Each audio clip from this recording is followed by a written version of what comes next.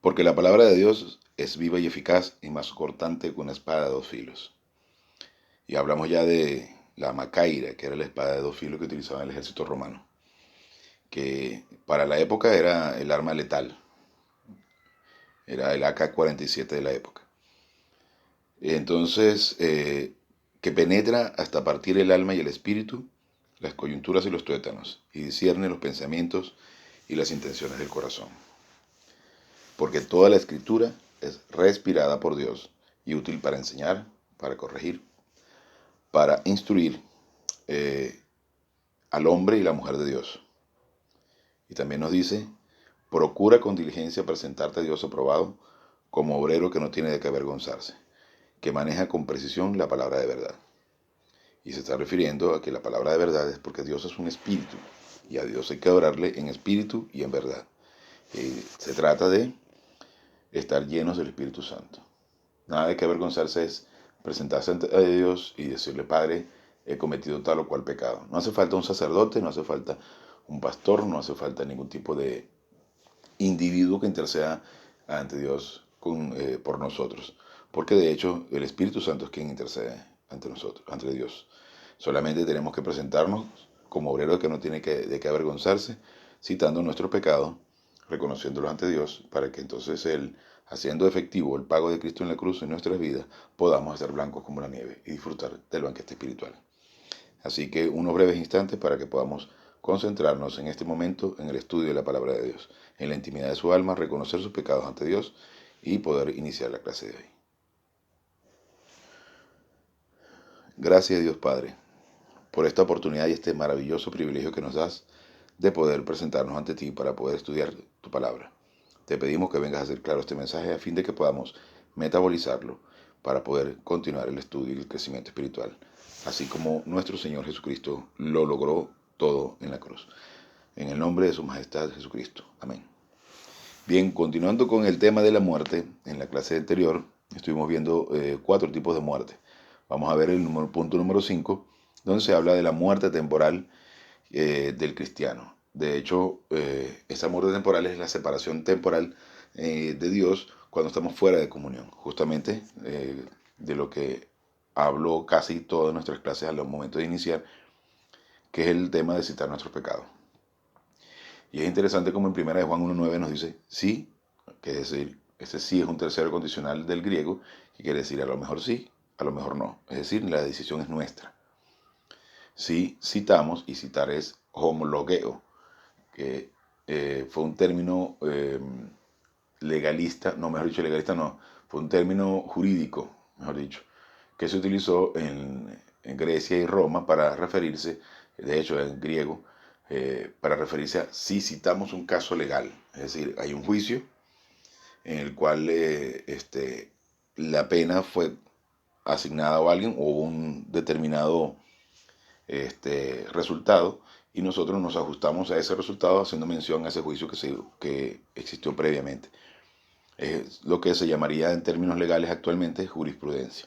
Entonces nosotros nos sumamos a la jurisprudencia del pago de Cristo en la cruz de todos nuestros pecados y decimos, Padre, nosotros citamos nuestros pecados reconociendo, o yo reconozco, porque se hace a título personal, reconozco, presento este pecado y reclamo el perdón de este pecado porque Jesucristo lo pagó todo en la cruz. Imagínense el increíble privilegio que significa poder tener la oportunidad de acercarnos a Dios solo con un acto de humildad. Un simple acto de humildad de reconocer. No existe mérito en nosotros. Dejemos de creer eso que tanto trata de enseñar las religiones, que podemos alcanzar la aprobación de Dios por medio de nuestros actos, por medio de nuestra bondad. Entonces el hermano fulanito de tal se ve muy espiritual porque cruza sus manitos de forma romántica y hermosa y mira muy humildemente. Eso no es humildad. Ese individuo probablemente sea mucho más arrogante. De hecho, en esta clase vamos también a repasar un momentito, muy superficialmente, el tema del hijo pródigo, que es un caso muy interesante sobre lo que es un hijo humilde y un hijo arrogante. Entonces, la humildad es reconocer la autoridad, someterse a la autoridad. Y la autoridad máxima para nosotros es nuestro Señor, nuestro Padre Celestial. Entonces, la única y la mejor forma, mejor dicho, la única manera es simplemente con humildad reconocer que nosotros no podemos absolutamente nada. Entonces, continuando con este tema, dice, la muerte temporal es la separación del creyente de la comunión con Dios en el tiempo, es decir, mientras estamos vivos. Recuerden que estamos estudiando, repasando algunas notas. De hecho, yo combino varios teólogos, pero en este caso básicamente, o el que más acudimos es al coronel Robert B. Thien, en traducciones de castellano de mi pastor don Armando García. Entonces, en el punto A dice, cuando el creyente sale de comunión con Dios por el pecado mental o manifiesto, él está en el estatus de carnalidad, frecuentemente conocido como muerte. Entonces nos dice en Lucas 15:24. Vamos a revisar. Lucas 15:24, que nos dice... Bueno, justamente vamos a leer un poco antes del 15:24 para que podamos entender todo el contexto. Se está refiriendo al hijo pródigo, la parábola del hijo pródigo. Entonces vamos a leerlo más o menos rápido, sin ahondar mucho porque es fascinante, ¿no? Entonces no queremos dedicarle toda la clase a esto. Y dice, y levantándose vino a su padre, y cuando aún estaba lejos, lo vio su padre, y fue movido a misericordia, es decir, en gracia. Y corrió y se echó sobre su cuello y le besó. Es decir, el hijo pródigo estaba regresando a casa luego de estar, digamos que revolcándose, gastando toda la herencia en, en licor y prostitutas, y regresa a casa cabizbajo, miserable, sin un centavo. Entonces, en lugar de su padre recibirlo de forma déspota o rechazándolo por haber hecho eso, su padre lo recibió de la mejor forma. Entonces dice, y el hijo le dijo, Padre, he pecado contra el cielo y contra ti, y ya no soy digno de ser llamado tu hijo. La vergüenza, pero a su vez la humildad. Claro, luego de haber perdido todo el dinero, ¿no? Y esto es básicamente el ejemplo de primera de Juan 1:9. Pero el padre dijo a sus siervos, sacad el mejor vestido y vestidle, y poned un anillo en su mano y calzado en sus pies. Cuando habla del anillo, se está queriendo referir a que hay una identificación. El anillo era una manera de representación de que éste firmaba al igual que el padre, porque el sello eh, que autorizaba cualquier cosa era justamente el anillo. Entonces, era una manera de demostrar que él era su hijo y que lo representaba tal cual. Y traed el becerro gordo y matadlo, y comamos y hagamos fiesta, porque mi hijo muerto, era, es decir, estaba muerto porque estaba separado. No estaba muerto físicamente, sino separado del Padre. Y ha revivido. Se había perdido y es hallado. Y comenzaron a regocijarse. Entonces el Padre le recibe de forma generosa, haciendo una gran fiesta, porque su hijo con humildad volvió a su padre a reconocer que efectivamente era el lugar donde debería estar. Entonces vamos a ver el contraste con el hermano fariseo, el hermano hipócrita, autorrecto, que cree que por su buena actitud puede ser más agradable el Padre. Sin embargo, el Padre lo ama de forma igual. Y su hijo mayor estaba en el campo, y cuando vino y llegó cerca de la casa, oyó la música y las danzas. Y llamando a uno de los criados, le preguntó qué era aquello. Y él le dijo, tu hermano ha venido, y tu padre ha hecho matar al becerro gordo por haberle recibido bueno y sano. Entonces se enojó. Es la actitud típica de un individuo arrogante, autorrecto, legalista, religioso, que se siente que no es posible que a este individuo le toque el mismo privilegio que a mí. O, peor aún, considera que a ese individuo le toca más que él, o le están dando más que él. Entonces se enojó y no quería entrar. Salió por tanto su padre y le rogaba para que entrase. Mas él, respondiendo, dijo al padre, he aquí tantos años te sirvo, no habiéndote desobedecido jamás, y nunca me has dado ni un cabrito para gozarme con mis amigos. Pero cuando vino tu hijo, que ha consumido tus bienes con rameras, has hecho matar para él el becerro gordo. Y entonces le dijo el padre, hijo, tú siempre estás conmigo y todas mis cosas son tuyas. Mas era necesario hacer fiesta y regocijarnos, porque tu hermano, era muerto y ha revivido, se había perdido y es hallado. Entonces, más simple que eso, más fácil de entender que eso, no lo veo. Por eso es imposible que nosotros podamos entender a Dios por medio de las religiones, porque más bien te enseñan lo contrario, te enseñan que tú debes hacer algún cierto tipo de cosas para poder ser acepto ante los ojos de Dios. Y aquí está súper claro el ejemplo, cuando más bien te está diciendo, es cuestión solamente de creer en Cristo, de aceptar la obra de Cristo en la cruz, de reconocer con humildad lo débil que eres, lo incapaz que eres. Somos totalmente incapaces, somos un cero a la izquierda, somos unos totales inútiles.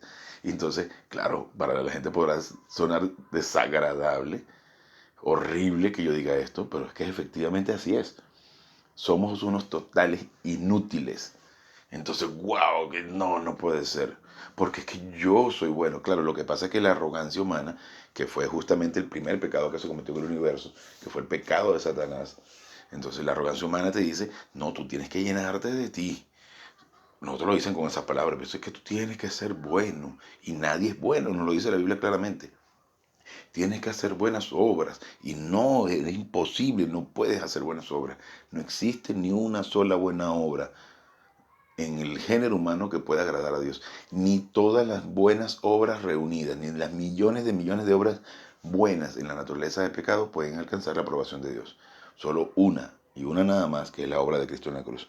Entonces es importante que seamos honestos, que seamos sinceros, que podamos verlo con claridad para poder entonces tener conexión con Dios y poder tener relación con Él y poder crecer espiritualmente. Porque si no rompemos ese piso, si no rompemos ese suelo que no, para poder empezar a escalar, no vamos a llegar a ninguna parte. Y a mí me parece interesante cómo de 50 y pico miembros que había en el grupo han ido mermando poquito a poquito. Y los que no se han ido ya es porque simplemente no han escuchado las clases. Están ahí metidos y ya. Pero veo que poco a poco va bajando. Y está excelente. Porque justamente yo con 4 o 5, 6 personas que estén en el canal es más que suficiente.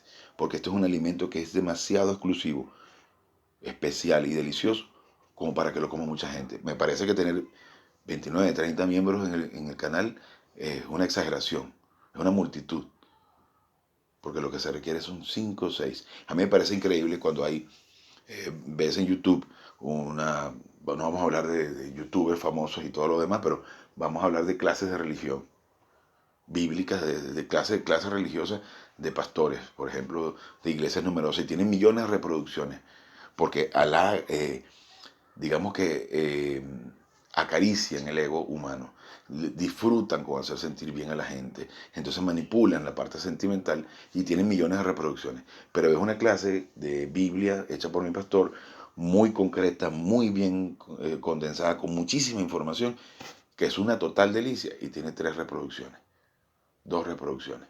Pero a él no le impresionan los números porque a Dios no le impresionan los números, no busca los números, lo que se busca es alimento espiritual para gente realmente positiva que alcance la cima. Porque esos pocos que alcancen la cima son los verdaderos héroes espirituales que van a hacer crecer espiritualmente a otros. Y ese pequeño remanente va a ser el que realmente va a provocar la bendición en una nación. Entonces, continuando con la clase. Y bien, también podemos revisar Romanos 8.6. Vamos a ver. Romanos 8.6 nos dice, porque el ocuparse de la carne es muerte, pero el ocuparse del espíritu es vida y paz.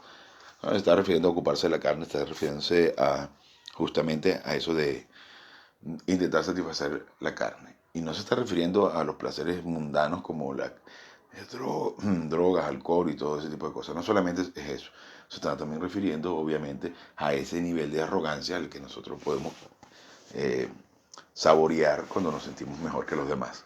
Aquí no hay nadie mejor que nadie. Aquí no hay quien tenga que darse golpes de pecho y tenga derecho a sentirse mejor que nadie. Absolutamente. Porque ese individuo que puede sentirse mejor que los demás, porque no hace un cierto tipo de pecado, porque no se nota ante el público, eso no significa que sea mejor. Recuerdo una anécdota que contaba mi pastor sobre el coronel Robert Bicin cuando daba los grandes cultos. Decía, en esta iglesia hay 3 prostitutas, pero por acá hay unas viejas chismosas. Y no hay ninguna diferencia entre unas y las otras. Eso sí, las prostitutas que no repartan tarjeta en el estacionamiento. pero es a manera de chiste, una forma jocosa de decirlo, pero efectivamente así es. No existe ninguna diferencia entre aquella persona que se siente mejor que los demás, que está juzgando a los demás, a aquella persona que simplemente es una prostituta. No debemos meternos en la vida de nadie. Y puede ser que la señora que critica a la otra no lo hace en público, ni lo hace con sus amigas, lo hace en el interior de su alma. Una cosa que siempre me pareció muy hipócrita era aquello de círculos de oración en los que los hermanos se reunían porque supuestamente había culto de oración y había que orar por los hermanos. Entonces cuando se enteraban que algún hermano tenía algún tipo de tendencia de naturaleza de pecado, entonces vamos a orar porque el hermano fulanito de tal tiene vicios con el juego o con el alcohol o con las prostitutas. Entonces es una forma más bien de exponer la vida privada del hermano y entonces se cae en chisme y entonces el otro que es más débil agarra y comienza a pensar, ay, mira que yo no sabía. Entonces imagínense el grado de podredumbre que puede haber en un círculo de oración donde no se está orando correctamente y lo que se está es exponiendo la vida privada de los demás. Es terrible. Entonces, continuando acá, en Efesios 5:14 nos dice, por lo cual dice, despiértate tú que duermes y levántate de los muertos y te alumbrará Cristo. Más sencillo y más claro de entender es que eso es imposible, porque se está refiriendo justamente a que en la medida que tú reconoces tu debilidad, reconoces humildemente que la autoridad es Él y que Él es el que ha logrado todo para satisfacer la justicia divina, entonces reposas en el único realmente verdadero y poderoso y fuerte y el único que pudo pagar el precio. De tal manera que entonces comienzas a ser iluminado por Cristo. Entonces esto es un fenómeno increíble, impresionante, hermoso, de poder nosotros tener la libertad de descansar en las provisiones divinas. Y por eso siempre hago énfasis en lo que significa el sábado. El sábado es que Dios descansó, no porque realmente Dios estuviese cansado, sino que Dios descansó porque realmente ya había cumplido con todo, ya había provisto todo para la salvación del género humano. El plan estaba perfectamente diseñado, finiquitado, terminado. Y Él en su eternidad y en su amplio conocimiento, infinito conocimiento de todas las cosas, sabía que la muerte de Cristo en la cruz iba a ejecutar y iba a pagar todos los pecados del género humano. O sea, todo estaba ya establecido. Por eso que Cristo, una vez que muere en la cruz, dice tetelestai, es decir, todo está consumado. Es hermoso saber que podemos descansar y que no debemos hacer ningún tipo de ritual, ningún tipo de cosas para tratar de alcanzar la aprobación de Dios, porque número uno es imposible, imposible. Pero lo más importante es saber que nosotros solo con descansar en el plan perfecto de Dios y en la obra de nuestro Señor en la cruz podemos tener acceso directo a Dios y alcanzar la máxima felicidad. Y bien, continuando acá dice en Efesios 5:14. Ajá, ya leímos Efesios 5:14.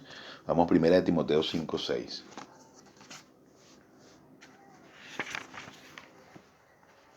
5:6. Aquí se está refiriendo a las viudas.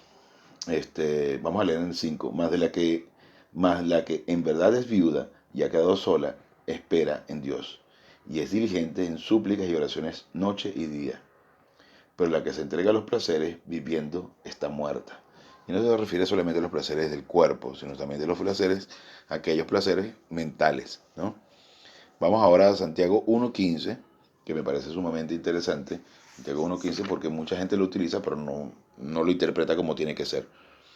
A ver, Santiago 1:15. Creo que no.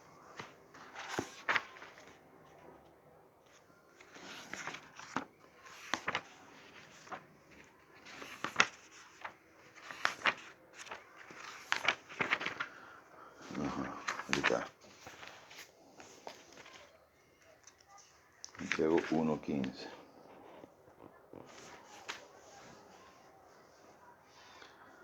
Entonces, la concupiscencia después de lo que ha concebido da a luz, es decir, aquella tendencia en nuestra mente, en nuestra alma, al pecado, da a luz el pecado, y el pecado, siendo consumado, da a luz la muerte, es decir, desde el instante que nosotros tenemos una tentación en nuestra mente y pecamos en nuestra mente, ya eso da pie a la separación temporal, de la muerte temporal con nuestro Señor, con nuestro Padre.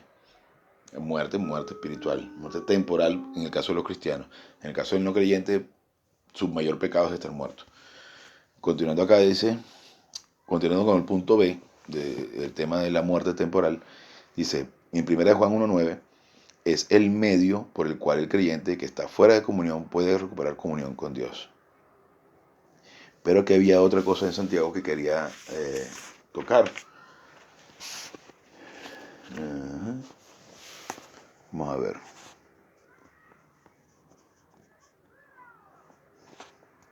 Con respecto a la muerte temporal. Bien, en el punto número 6, la muerte operacional es una forma de servicio cristiano, es el sexto tipo de muerte. La muerte operacional es una forma de servicio cristiano, aparte de la llenura del Espíritu Santo. El bien humano producido por el creyente carnal. Entonces nos podemos ver 1 Timoteo 5:6, que lo vimos hace un ratito.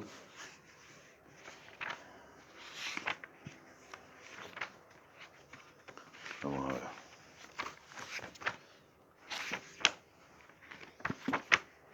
Donde nos habla de 1 Timoteo 5:6, pero la que se entrega a los placeres viviendo está muerta. Y luego en Santiago 2:26.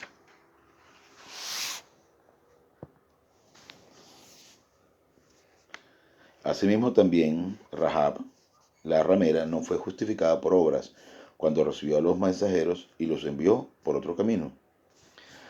Porque como el cuerpo sin espíritu está muerto, así también la fe sin obras está muerta. La gente dice entonces, viste, que para poder tener fe hay que hacer obras. No hay nada más que una manifestación de ignorancia supina ver o creer que la fe sin obras es muerta. Es decir, hay que hacer obras para poder tener fe. Y no se refiere en ningún momento a nada de eso. Este es uno de los versículos más manipulados que existen en las religiones. Y a mi parecer está sumamente claro, porque fácilmente dice, la fe es doctrina. Recordemos que la palabra pistis, que se tradujo como fe, tiene tres connotaciones. Aquello en lo que se cree, es decir, el cuerpo de doctrina, creer, el acto de creer, en el momento en que crees en Cristo, y confianza. Entonces, en este caso, la fe, es decir, la doctrina, sin obras, es decir, sin una actitud de confianza, sin una reacción o una acción de confianza en esa doctrina que tienes ya almacenada en tu alma, entonces no está muerta, no tiene sentido, no tiene poder. Es decir, nosotros para poder tener confianza en nuestro Señor, para poder decir que tenemos doctrina y tenemos una actitud de descanso, tenemos que realmente metabolizar. Recordemos que es percepción, inculcación, metabolización y aplicación. Ese es el plan de Dios en nuestras vidas. Percibir la palabra de Dios y a través de esa percepción inculcarla, a través de repetición, podemos alcanzar a metabolizarla, a procesarla en nuestra alma, en nuestros 7 compartimentos, para que entonces pueda ser útil en nuestras vidas y entonces no sea muerta. Entonces, continuando con este tema, en el punto número 7, existe la muerte sexual. A todos nos va a llegar, sobre todo a los hombres. La muerte sexual es la incapacidad de procrear. Se menciona 2 veces en las Escrituras, una vez en Romanos 4, 17, 21. Vamos a buscar aquí Romanos 4, 17, 21. Ya se me acabaron los separadores, pero vamos a buscarlo. Romanos 4, 17 al 21. Bien, nos dice, como está escrito, te he puesto por padre de muchas gentes, ahí refiriéndose a Abraham, delante de Dios a quien creyó, el cual da vida a los muertos y llama las cosas que no son como si fuesen. Él creyó en esperanza contra esperanza para llegar a ser padre de muchas gentes, conforme a lo que se le había dicho, así será tu descendencia. Y no se debilitó en la fe al considerar su cuerpo, que estaba ya como muerto, siendo casi 100 años, o la esterilidad de la matriz de Sara. Tampoco dudó por incredulidad de la promesa de Dios, sino que se fortaleció en fe, es decir, en confianza, dando gloria a Dios, plenamente convencido de que era también poderoso para hacer todo lo que le había prometido. Por lo cual también su fe le fue contada por justicia. Y bueno, continuando acá porque está muy interesante, y no solamente con respecto a él se escribió que le fue contada, sino también con respecto a nosotros, a quienes ha de ser contada, esto es, a los que creemos en el que levantó de los muertos a Jesús, Señor nuestro, el cual fue entregado por nuestras transgresiones y resucitado para nuestra justificación. Wow. Y otra vez en Hebreos 11 al 12 nos dice, los dos acontecimientos tienen que ver con Abraham. Vamos a buscar Hebreos 11.